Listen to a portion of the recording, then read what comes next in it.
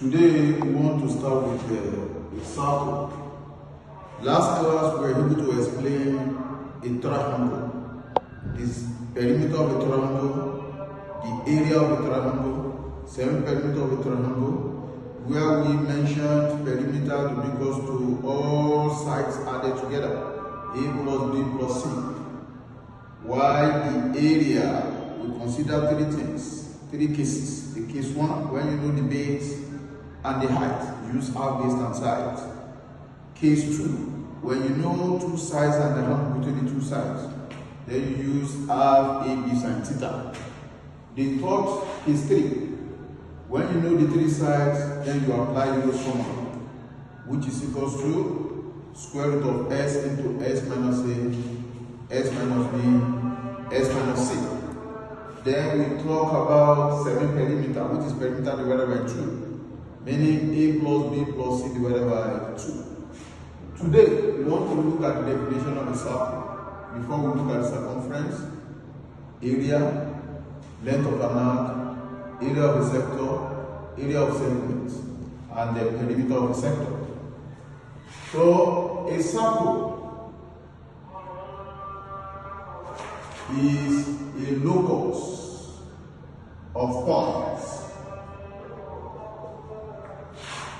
equidistant from a fixed point. From this definition, let's say a locus would be at any point on the plane. We have a locus here. Let's call it one to be the fixed point. The distance from here to here, if it is 5, for example, you have the locus here, it may say equal distance. You have the locus here, it may say equal distance. You have the locus here, it may say equal distance. So when you complete it, it will form a circle. That's why we say a circle is a locus of point equidistant from a fixed point. That fixed point is the center of the circle. That's the definition of the circle. It's a locus of point equidistant from a fixed point. Then there are some terms you need to know. We start with the radius. Talk of the radius. Let's talk of the radius. The radius. This is a line drawn. This is a straight line drawn from the center of the circle to the circumference.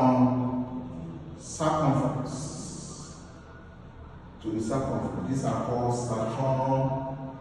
circumference.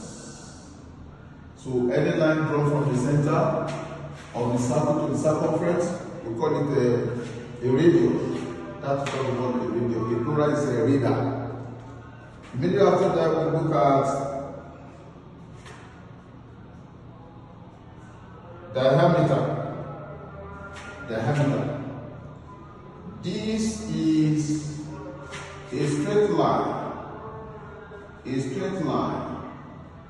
that divides. A straight line that divides a circle into two halves or two equal parts. So if I draw another line now, a line running through the center of the circle, we call it diameter. So this is another radius. So the entire is known as diameter. Our diameter is equal to radius plus another radius. So diameter now equals to 2 meaning twice the radius is equal to diameter. Therefore, we can say radius is equal to diameter divided by 2. This is the relation between diameter and radius of a circle. Immediately after that, we want to look at the circumference. What is the formula? The syllabus says we need to look for the formula for finding the circumference of a circle. That's the circumference. We want to see the formula for finding circumference. Circumference or perimeter. Circumference or perimeter of a circle. Circumference or perimeter of a circle. How do we find what is the formula of finding circumference of a circle is equals to 2 by r, where r is equals to the radius of the circle. This is the first formula for finding circumference in terms of radius. We have another formula for finding circumference in terms of diameter.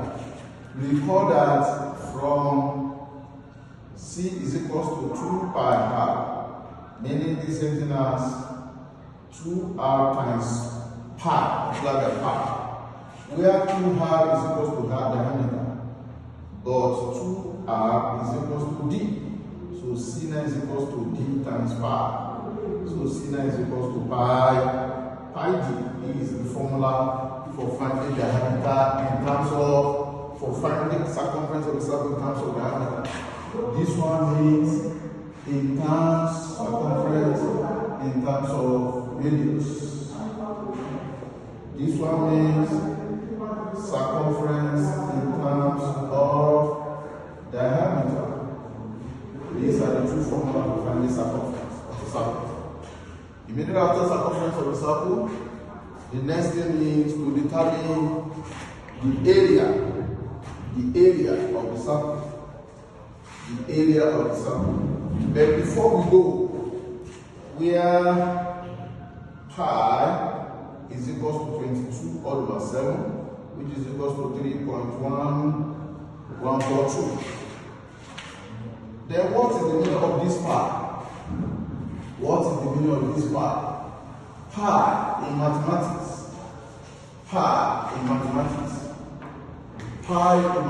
Take notes. Pi is equals to circumference.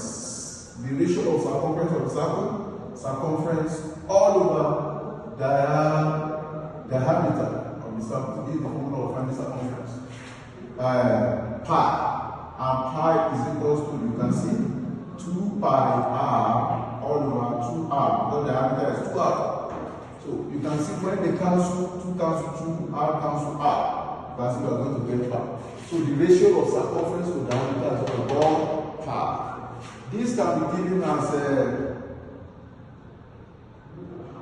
project where students are made or are asked to make different circles of different sizes.